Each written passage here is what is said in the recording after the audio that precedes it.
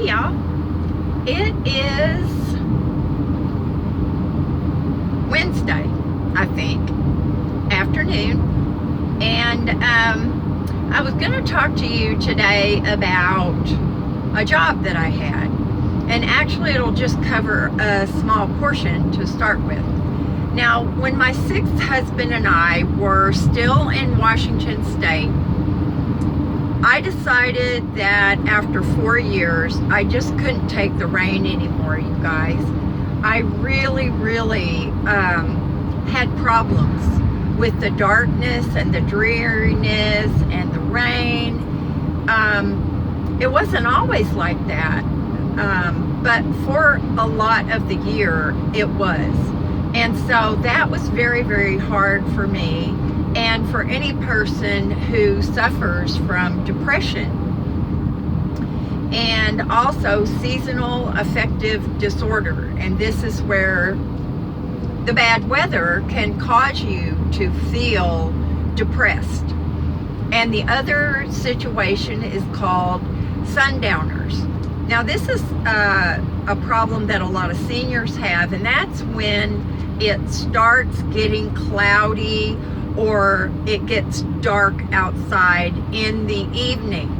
So when that is coming on, dusk, I guess you would say, it also causes some mild depression in some people.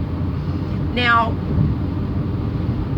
before my sixth husband and I decided to separate, I had come from Washington down here to Southern California, and I was looking for a job. So I put some applications in, and I put one in at this nonprofit. And so, you know, I wasn't expecting too much, but I did come down here looking. Then I went back up to Washington, and he and I decided that this would be a good time to go our separate ways. It wasn't working, and it had not been good for a couple of years. And he was unhappy, and I was unhappy that he was unhappy. And so I'll go into that more later. But so one day I was just putzing around in the kitchen and the phone rang. Well, it was this nonprofit that I had put an application in.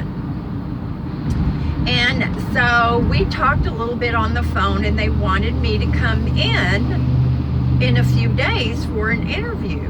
And I said, I'm sorry, I can't do that. I am still living in Washington. I'm planning on moving down there very soon, but I can't get down there that soon. And I said, well, what about a phone interview? And the lady on the phone said, well, I don't know, let me get back to you. So she hung up, and I thought, well, I'm never going to hear from them again. So she called me back, and she said, okay, we're going to do that. And we'll be on a conference call, and there'll be 3 people interviewing you. And I was like, whoa, holy crap. I'd never been gang interviewed before. So anyway, we set a time, you know, for them to do that. And so they called, and they were interviewing me and asking me very good questions. And some of the ones they asked were the what if questions. Now, I like those because it really makes you think. If they say, what if a coworker was quietly taking things home with them and you saw them? Well, that's not the only kind of questions that they asked, but you have to be honest about that. And of course, if I saw that happening, I would have to tell my supervisor. I mean, isn't that what any moral person would do. Hey, Alfalfa. But anyway, so I had this gang interview, and again, I thought, oh, I'm never going to hear from them again. And lo and behold, about 30 minutes later, the lady called and she offered me the job. I was ecstatic, you guys.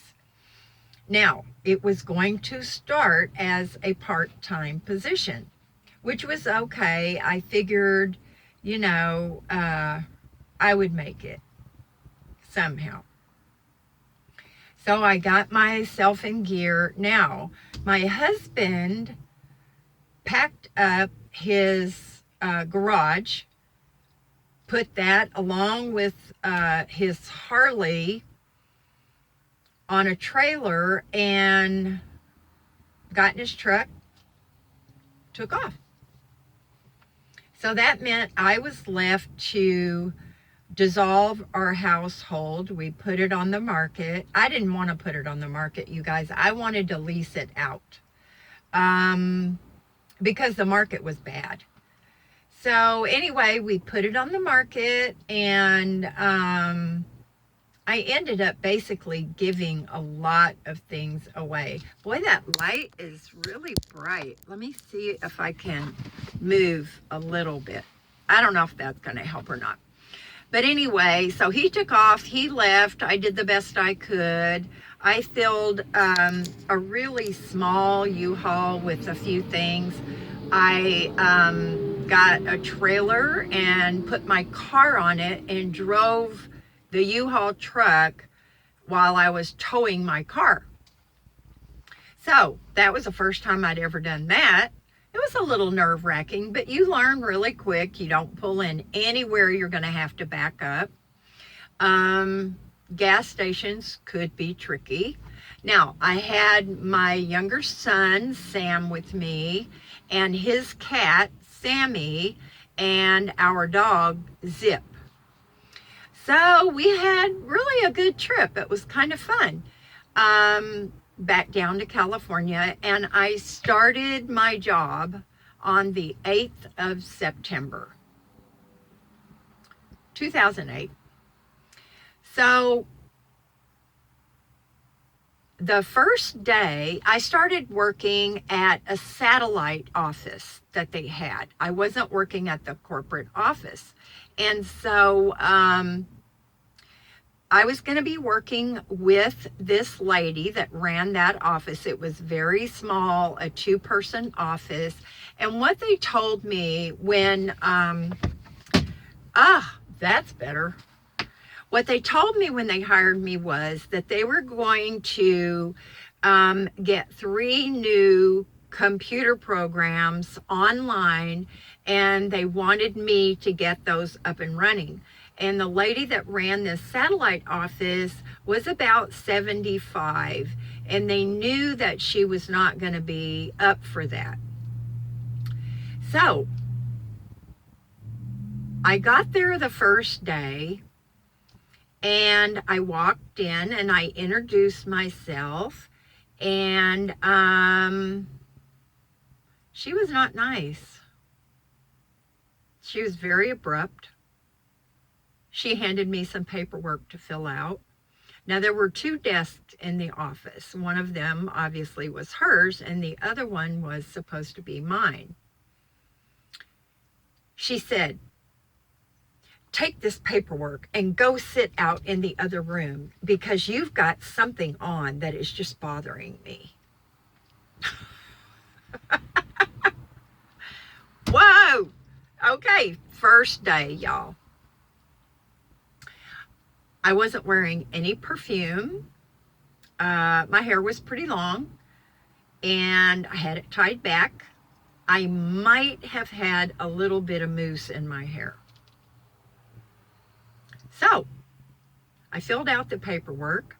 I gave it back to her, and she said, "You can just sit out there for the rest of the day. I don't have anything for you to do."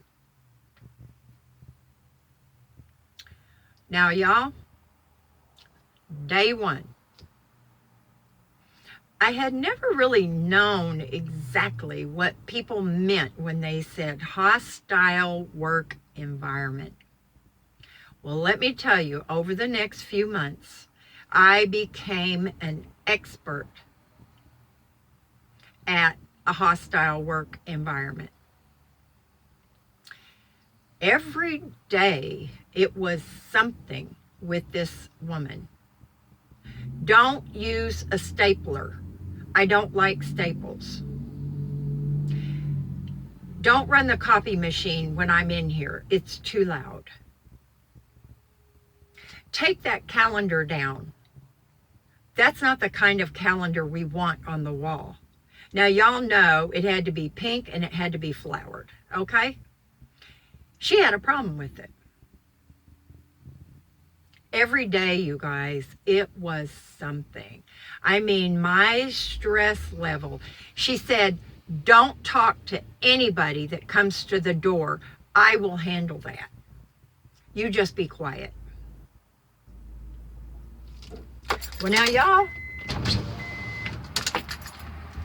I am not the easiest going person.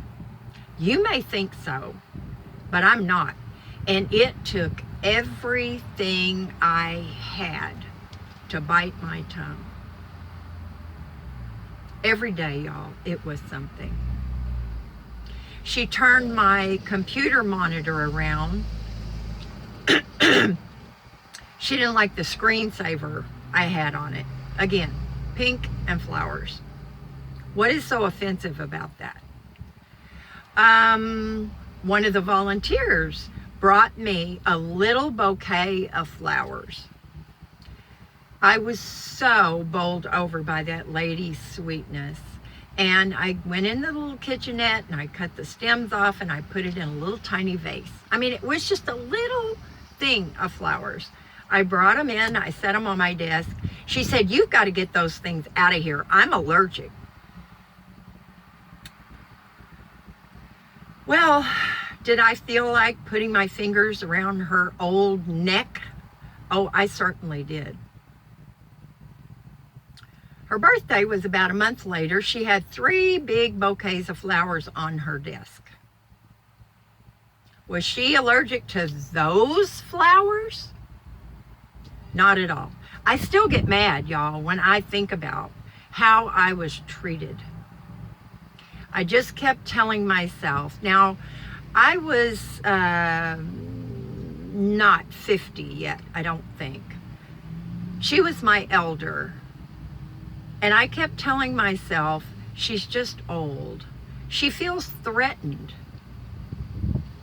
And I talked to her about it one day, and I said, you know what?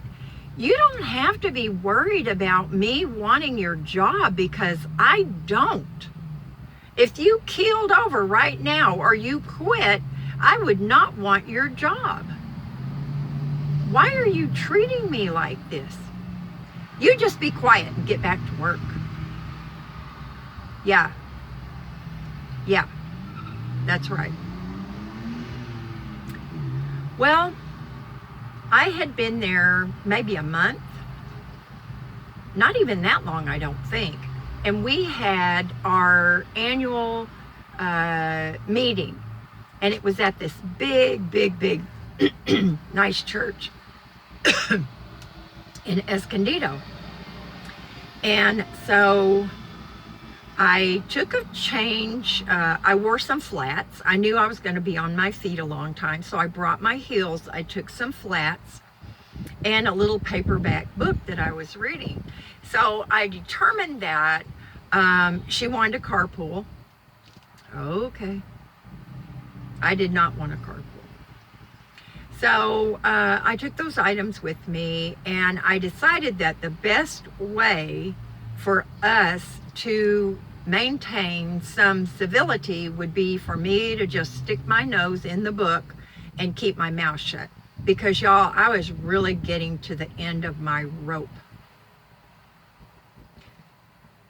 She said, you know you can't take that book inside to read. Oh my gosh, y'all.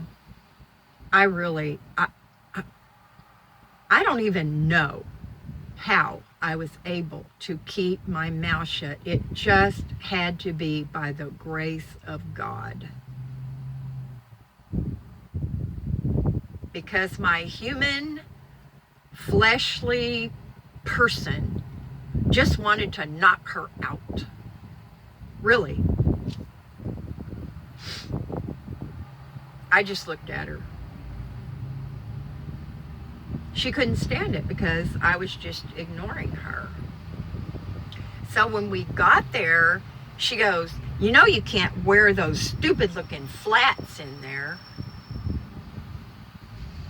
I just calmly pulled my heels out of the bag that I had with me and switched my shoes.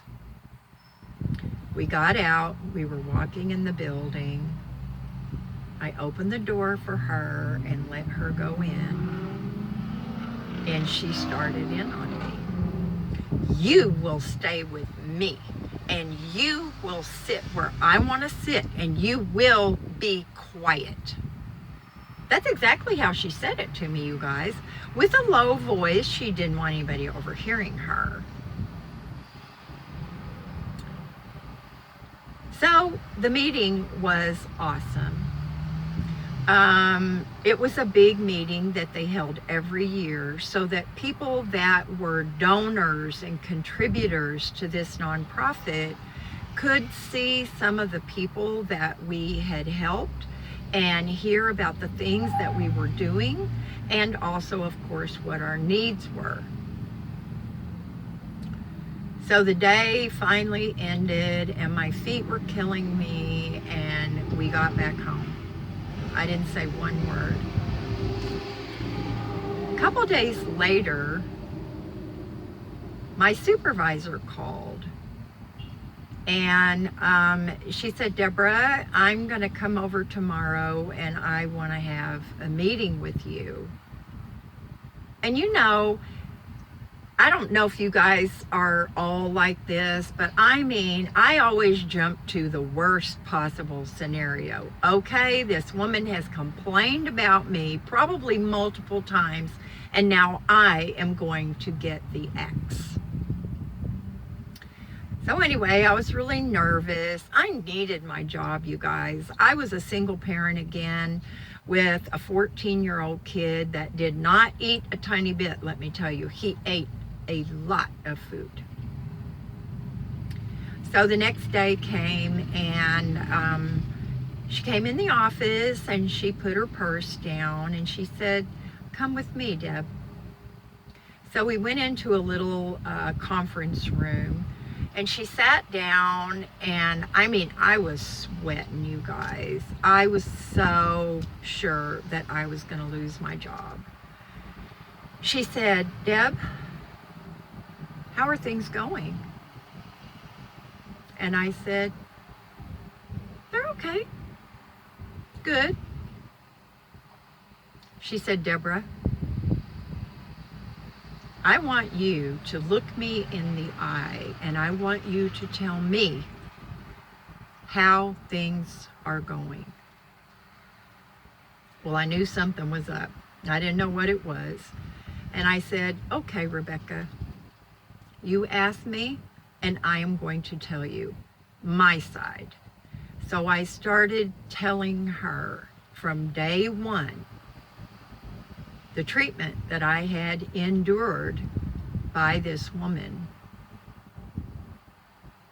And she just sat there kind of nodding her head. She goes, that's more like it. She said, the reason I'm here is because the head of HR heard the way she was talking to you and discreetly followed you guys around and heard the way she was abusing you.